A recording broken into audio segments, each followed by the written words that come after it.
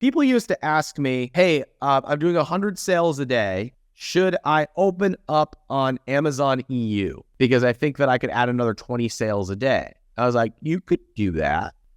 Or you could launch a second product in your existing brand and get to 200 sales a day. Both of those are effective decisions. Which one has the biggest upside that builds the overall brand and value of the business? Is it opening up another channel, or is it doubling down on what's currently working right now? And the answer is usually doubling down on what's working until we have a really nice multi-million-dollar business. Have you ever wished somebody would just tell you what to do in your business? Of course you have. And that's what I do on our coaching calls inside of the 1%. And on this coaching call, one of our members, we call him Dr. Ben, did exactly what I told him to do. And now he's making some sales. Dr. Ben has a product that he has been selling in his clinics, and people love it. And he's been resistant to selling it online. In fact, the last time I chatted with him, he was ready to give somebody like $20,000 just to build him a website. And I said, please do not do that. 80% of my job sometimes is just telling people what not to do so that they can do the things that they know that they should do. And that's what I tell Dr. Ben to do in this coaching call. He does the work, he gets some results, and then in this call, he comes back for his next batch of assignments. So if you're at the beginning of your journey and you're looking for your marching orders, this coaching call will give you a really good taste of what type of advice I would give you.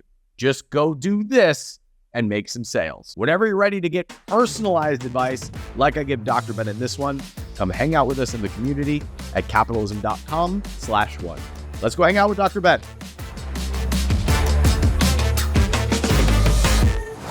Okay, Ben, I gave you some pretty clear marching orders last time we chatted. Give me the latest.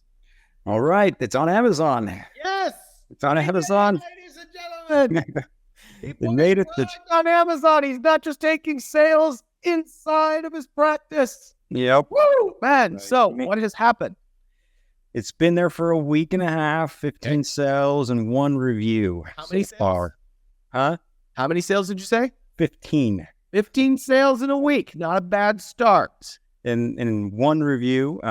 But I'm doing the grinding work where I'm getting out and I'm talking to each person specifically to buy and leave a review. So we're in that process. So that is done. Now we got to go to the next. Now, what were your sales before you were on Amazon? I know there was just people coming into the practice and buying, but were they buying every day? Like, what was it? What was the momentum? I mean, in the clinic, because I was selling online on my website. But that was becoming very, very, very rare. I was just getting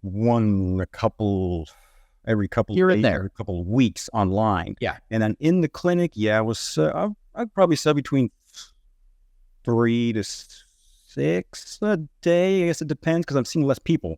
When I was working in the clinic, that was a lot more high volume. I was getting up to 16 a day. Okay, so I just want to point out that a week and a half into Amazon, you're pacing 30 to 50% of what you were doing in your best performing channel, which was in person. Yeah, because now that's good. Because now before it was 1-to-1. Now I can see 1 to millions. Yes. So if you do 15 your first week with 1 review, and you continue to send people there to buy, and you get that up to 25 reviews and then 50 reviews, you can see how this goes back to 20 a day, 25 a day. Now we can build a real business around this product line.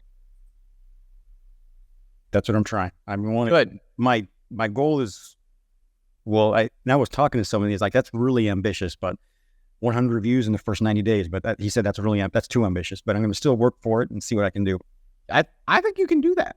I mean, especially if you've got people coming into the clinic who have bought it in the past, and you're like, hey, would you do me a favor and buy this on Amazon? Like, here, I will give this to you for free if you pull out your phone and buy another one on Amazon. Just leave me a review when you do, right? And if you're doing that with 3 people a day, then in 90 days, you have 270 reviews. So you actually only need 1 person a day over 90 days to be within striking distance of the 100 reviews. Of the 100, yeah. Plus, you document the journey, you post about it on social, you announce it in the 1%, And 100 reviews in 90 days, if you go for it, you can do it. All right. That's what I'm looking forward to. That's my next goal is 100 reviews on Amazon. Good. And did you hire that agency from your family? No, I didn't know. Good. And good. But what do you think about Turnkey? What do you think about them? I think Turnkey is wonderful, and I think you're too early for them. Perfect. Well, go get your 100 reviews. Good. And go get to 25 or 50 sales a day, and then we talk about bringing on an agency that can help you maximize. You're too early to outsource this stuff right now, because we can get, what is your product, $20? Am I remembering that right? It's 30, but I'm thinking about going up. I think I'm going to raise the price. Good, great. So it's 30 right now. When we're doing 25 of them a day, you're doing about $800 to $1,000 a day. Now we can talk about, okay, do we bring on an agency to help us grow? I'm still probably going to tell you now we need to launch a second product, because it's kind of like people used to ask me, hey, I'm doing 100 sales a day. Should I open up on Amazon EU? And should I open up and go over to Amazon Europe, because I think that I could add another 20 sales a day? I was like, you could do that. Or you could launch a second product in your existing brand and get to 200 sales a day. Both of those are effective decisions. Which one has the biggest upside that builds the overall brand and value of the business? Is it opening up another channel, or is it doubling down on what's currently working right now? And the answer is usually doubling down on what's working until we have a really nice multi-million-dollar business. So until you've got a couple products that are selling consistently, I just think that the next step in front of you is to grow the online presence and to launch a couple products. And then we talk about automating it with some agencies who are wonderful, but will do better work for you once there's more momentum behind you. Perfect. Thanks. Appreciate that. What else you got, Ben? I'll just keep on grinding then. Just keep on looking for people to get those reviews out there, and I'll keep on getting them. I mean, my online presence is very small still. I mean, because I've been focused so much just on this. I haven't put out a podcast for like 5 months. Okay. So I imagine I need to start doing that again. Also, try to get this hopper to grow. And I'm not very active in my private Facebook group. I mean, I know these are things I need to do. I mean, what? So let me make this real easy on you, Ben. You don't need to do any of that shit. Okay. You can, and it will work, but the end of the world is not going to come if you don't launch a podcast. So sometimes bringing things down to like, what is the very easy and obvious step that's right in front of me versus building this whole conglomerate is very freeing for the brain. So for you, if you are trying to make online content and launch a podcast and build an email list and get your Amazon presence up, it's just your brain's going to fry and you're not going to do anything. So if we can narrow this down to the two things that we can focus on that are going to create outsized returns, you really drilling into one-to-one communication until you've got 100 reviews is a very good use of your time. Okay. So that's one.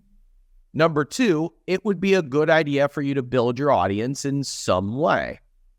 And if you were to do a podcast about the most common ailments that you're seeing for people that come into the clinic, and you do that consistently because it's easy, it's light, and it's fun for you, then please do that. If that doesn't feel light and easy, you've got to decide if that's the best use of your time, if there's some other way to build your audience that is a good use of your time. So rather than see the whole picture and try to build it at once, tell me on this call, what are the things right in front of you that you feel like are dominoes that will bring you some momentum? Yeah, I think the reviews is number one, and that's my focus. And I've been podcasting for so long. I've been podcasting since 2016. I was just like, I need to, and I imagine I can find the time. It's just. So when you podcast, what do you podcast about then? I've been podcasting about natural health and ways that we can heal since 2016. I've been, so it's and do people listen to the podcast? Excuse me? Do people listen to the podcast? It's been 6 months since I put out an episode, but yeah, I mean, nothing huge, but yeah, we definitely had listeners, but I don't know if they're still there because I haven't put an episode out. Yeah, that doesn't matter right now. That's not where I'm going with this. When you podcasted, what was the most you ever got from an episode? Yeah, like downloads, you think? You say? Yeah, sure. 500 maybe is the most. What was the topic of that podcast? That was actually an interview. Okay. That was an interview with one of the lead actors in the show Heartland. It's a Canadian like soap opera show or something like that. Okay. And why did that podcast, why do you think that did well? You laughed at it being an interview. I think you laughed because it's like, oh, it was simple. Just interviewed somebody. Why did that podcast resonate? Probably because he's got like 500,000 followers on Instagram, probably. Did he promote it? He did throw it on his stories. Yeah. So that certainly helps, of course. What was the content of that podcast that you think resonated with people? We were talking about health freedom. It was during that whole COVID fiasco. Okay. Got it. So it was a newsworthy topic from the perspective of a medical professional and someone with some reach. Is that fair? Yeah. Okay. Is that type of content light or heavy to you? No, I mean, I really enjoy interviewing people. It's not hard at all, but it's hard getting the people to interview. That was the work for me. Okay.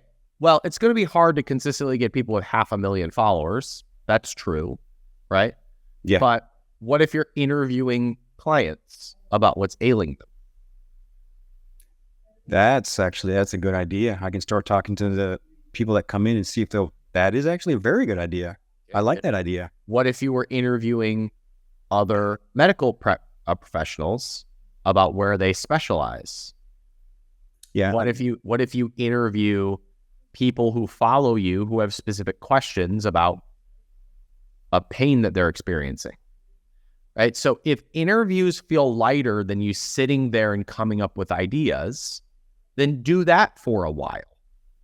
If it's easier for you to talk about what's going on in the world and giving your perspective from the lens of a medical professional, do that for a while. Rather than try to perfect it, just focus on momentum in the form of what feels light and easy that you can be consistent with. Do that, and something will happen. Yeah, that's okay. Those are two things that's two things I can definitely do, because I do like to talk about just healing, because I've been doing it for 7 years now. Yeah. But I like that idea to talk to patients that have been using the salve and have been getting help through it. That's a really good idea, because I think a lot of them would be willing to come on. Great. Now, just one thing to note, don't make the podcast about the product. You can work the product in there, but make it about the problem that they were solving. And then your podcast is how Mary addressed her back pain, how Mary recovered from whatever it is. Yeah. See what I'm saying? Yeah, make it about the person, not the product. That's right. You do that, and if you get reviews and you do that consistently with the content, something will happen over the next 90 days. All right. That's what I'll focus on then. I'm going to start typing patients, start doing some interviews, and then, yeah, I'm just focusing on those 100 reviews. Good work, Ben. We're super excited for you. Thanks for sharing. Yeah, no, thanks for all your help. All right. See you, bud. Yep. One of the benefits that I have running a mentoring group like the 1% is I get to know these entrepreneurs and I get to know their businesses. And when they come to these coaching calls, I understand where they're at and what action steps they need to take along their journey. If you need that type of mentorship, this is what we do on our Thursday coaching calls inside the 1%. Inside the 1%, we're going to get you clear on the products that you're going to launch, get you your first $10,000 a month, and then coach you all the way to 100 sales a day. When you're ready to start your road to 1 million, you can apply to hang out with us over at capitalism.com/1. I'm Ryan Daniel Moran with capitalism.com. Thanks for watching. I'll see you next time.